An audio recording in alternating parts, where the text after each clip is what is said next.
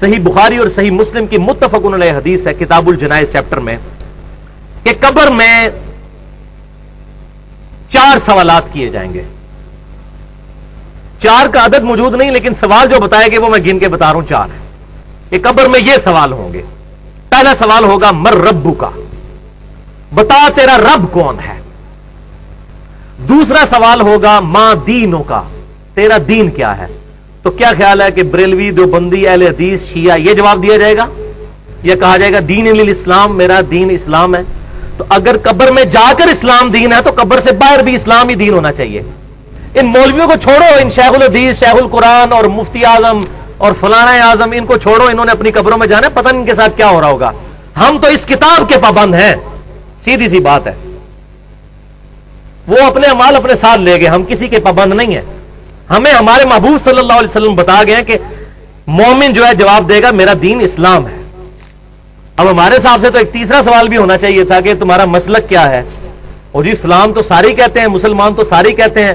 اگر ہم اہل حدیث اور دیوبند اور بریلوی اور شیعہ نہیں لکھیں گے تو فرق کیسے پتا چلے گا. تو پھر اللہ تعالیٰ کو بھی چاہیے کہ فرشتوں کے ایک سوال ساتھ یہ بھی لگا لو اس کے ذیل میں ایک جز نمبر 1 کہ دین تو بتا دیا، آپ بتائیں آپ کا مسلک کیا ہے. تو یہ مولویوں کے سارے ڈکوسلے ختم ہو جائیں گے جو ادھر انہوں نے مسجدوں کے باہر یہ مسلمانوں میں تفرقے ڈالے ہوئے ہیں. تیسرا سوال ہوگا ما کنت تقول فی حق ھذا الرجل، اس مرد کے بارے میں تو دنیا میں کیا کہا کرتا تھا، کیا عقیدہ تھا. یعنی نبی صلی اللہ علیہ وسلم کے بارے میں سوال ہوگا. ترمذی کے الفاظ ہیں من نبیوں کا، تیرا نبی کون ہے. تو دونوں سوال ٹھیک ہیں. اس میں جو کہتے ہیں کہ قبر میں نبی صلی اللہ علیہ وسلم آ جائیں گے، ایسی بات نہیں ہے، کیونکہ مسند امام احمد میں ایک حدیث موجود ہے. وہ شخص پھر پوچھے گا کہ آپ کس مرد کے بارے میں مجھ سے پوچھ رہے ہیں. تو فرشتہ کہے گا الذی بعث فیکم، اس شخص کے بارے میں جس کو اللہ نے تم میں نبی بنا کر مبعوث کیا تھا. پھر کہے گا مومن ہوا محمد رسول اللہ، وہ تو اللہ کے رسول محمد تھے صلی اللہ علیہ وسلم. ان 3 سوالوں کے بعد ایک چوتھا سوال ہے. جو مومن ہوگا، بخاری اور مسلم کے الفاظ ہیں کہ وہ تینوں سوالوں کے جواب دے دے گا کہ میرا رب اللہ ہے، میرا دین اسلام ہے اور محمد صلی اللہ علیہ وسلم میرے پیغمبر ہیں. اس کے بعد جب وہ جواب دے لے گا تو فرشتے پھر اس سے سوال پوچھیں گے کہ تجھے کیسے معلوم ہوئے ان سوالات کے جواب. یہ چوتھا سوال ہے جو چھپایا ہوا ہے مولویوں نے، کیونکہ مولویوں کی روٹی بند ہوگی. یہ چوتھا سوال بتا دیں، یہی تو اصل چیز ہے، صراط مستقیم اسی سے تو ملنا ہے. تو چوتھا سوال فرشتے یہ پوچھیں گے کہ تجھے کیسے معلوم ہوا، تو نے کیسے یہ سوالوں کے جواب دے دیے. تو وہ مومن کہے گا میں نے کتاب اللہ پڑھی تھی تو میں نے اس کتاب کی تصدیق کی اور میں ایمان لے کر آیا. میں نے کیا چیز پڑھی تھی؟ کتاب اللہ. اور انڈیا، پاکستان اور بنگلہ دیش کا مولوی کہتا ہے قرآن و سنت ڈائریکٹ نہ پڑھنا، گمراہ ہو جاؤ گے. اور بخاری اور مسلم کے الفاظ اسی حدیث میں ہے کہ آپ صلی اللہ علیہ وسلم نے اس کے بعد سورہ ابراہیم آیت نمبر 27 جو ہے وہ تلاوت فرمائی. یثبت اللہ الذین آمنوا بالقول الثابت، اللہ تعالیٰ ثابت قدم کر دیتا ہے ایمان والوں کو اس صحیح قول کے اوپر. صحیح قول کون سا؟ کہ میرا رب اللہ ہے، میرا دین اسلام ہے اور میرے پروفٹ آپ صلی اللہ علیہ وسلم ہیں. فی الحیات دنیا، اس دنیا کی زندگی میں بھی، وفی الآخرہ اور آخرت کی زندگی میں بھی. اور آخرت کی پہلی منزل قبر ہے. صحیح مسلم کی حدیث ہے جو مر گیا اس کی آخرت شروع ہو گئی. وَيُضِلُّ اللَّهُ الظَّالِمِينَ، اور اللہ تعالیٰ ظالموں کو گمراہ کر دیتا ہے. ظالم کون ہے؟ جو کتاب نہیں پڑھتے.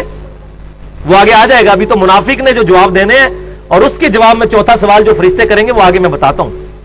تو گمراہ کر دیتا ہے اللہ تعالیٰ ان ظالموں کو، خود نہیں گمراہ کرتا، انہوں نے گمراہی خریدی ہے.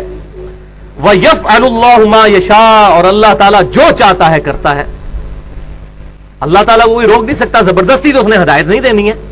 ہاں جو چاہتا ہے گمراہی اس کو دے گا، اور جو ہدایت چاہے گا وَالَّذِينَ جَاهَدُوا فِينَا لَنَهْدِيَنَّهُمْ سُبُلَنَا، سورہ العنکبوت کی آخری آیت ہے. جو لوگ ہماری راہ میں کوشش کریں گے ہم ان کے لیے اپنی راہیں کھول دیں گے. ہاں جی، اب آ جائیے جناب، منافق کے ساتھ کیا ہوگا. پہلا سوال پوچھا جائے گا مر ربو کا، تیرا رب کون. وہ کہے گا ہائی ہاتا لا ادری لا ادری، ہائے افسوس مجھے کچھ پتا نہیں، مجھے کچھ پتا نہیں. وَلِعَوْذُ بِاللَّهِ تعالی. آپ ذرا حسرت کا اندازہ لگائیں اس وقت جب انسان پر ہوگی. یہ نہ سمجھیے گا کہ یہ جو دنیا میں کلمے پڑھتے رہتے ہیں تو آخرت میں بھی کلمہ پڑھ لیں گے. اس طرح نہیں ہوگا, اتنا سوکھا کام نہیں ہے. وہ تو حدیث میں بتا چکا صحیح بخاری سے شروع میں کہ جس نے میری اطاعت کی وہ جنت میں جائے گا, اور جس نے میری نافرمانی کی اس نے میرا انکار کر دیا. انکار کرنے والے, جس نے دنیا میں رسول اللہ کی ماننے سے انکار کر دیا صلی اللہ علیہ وسلم, قبر میں کیسے رسول اللہ کو مان لے گا وہ؟ اللہ اکبر. منافق سے دوسرا سوال ہوگا, وہ کہے گا مجھے نہیں پتا. تیسرا سوال ہوگا, مجھے کہے گا مجھے نہیں پتا. اللہ اکبر.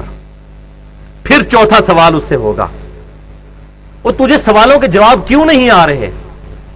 فرشتے پوچھیں گے یہ چوتھا سوال منافق سے, یا وہ جو گناہگار شخص ہے اس سے. تو اب آگے سے سنیں وہ کیا کہے گا. میرا خیال ہے اکثریت, اللہ معافی دے, شاید پاکستانیوں کی اسی جواب پر ہوگی. وہ کہے گا میں وہی کہتا تھا جو لوگ کہتے تھے, سن سنا کے سنی. یہ الفاظ بخاری اور مسلم دونوں میں موجود ہیں, اور میں انٹرنیشنل نمبر بھی بخاری کا بتا دوں, 1374 کتاب الجنائز میں. اب یہاں پر بات ختم نہیں ہوئی. فرشتے پھر اس کو ڈانٹتے ہوئے کہیں گے تم نے خود پڑھ کر حق حاصل کرنے کی کوشش کیوں نہیں کی. یہ بھی اسی بخاری 1374 میں الفاظ ہیں, تم نے خود پڑھ کر حق حاصل کرنے کی کوشش کیوں نہیں کی.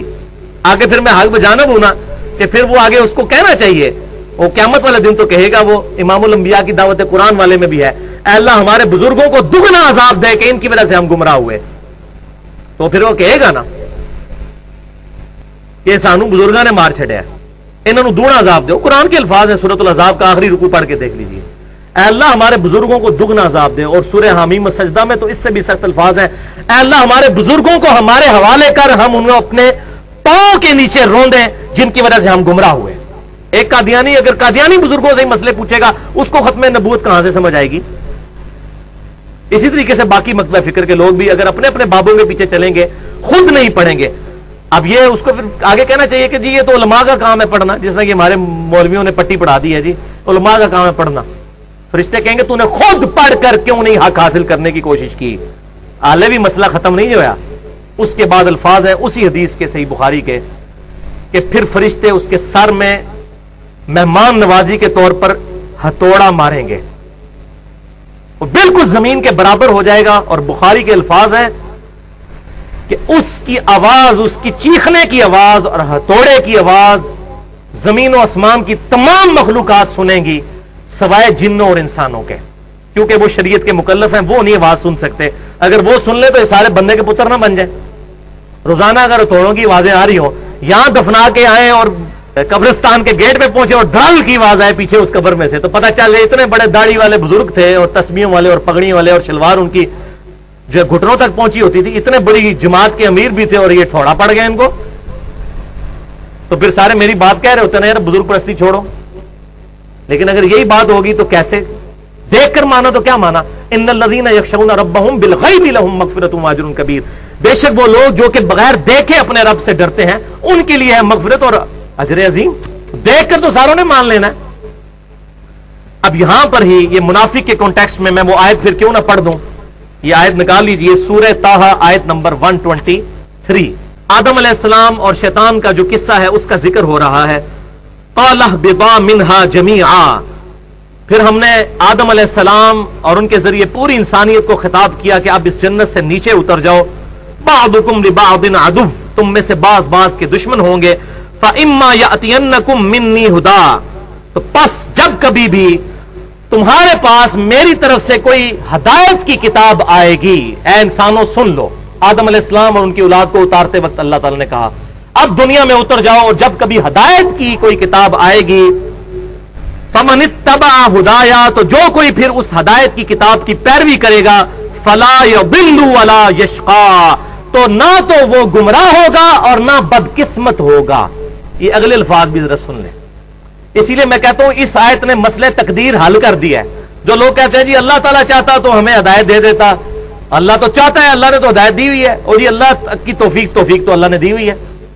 شیطان کا کوئی زور ایسا نہیں ہے, صرف دعوت دیتا ہے. بلکہ سورہ ابراہیم میں ہی آتا ہے شیطان پھر آخرت میں جھگڑے گا اس انسان کے ساتھ. جب انسان تہمت لگائے گا کہ مجھے شیطان نے گمراہ کیا, شیطان کہے گا میں نے کہاں سے گمراہ کیا, میں نے صرف دعوت دی تھی, میرا زور تو تیرے پہ کوئی نہیں تھا.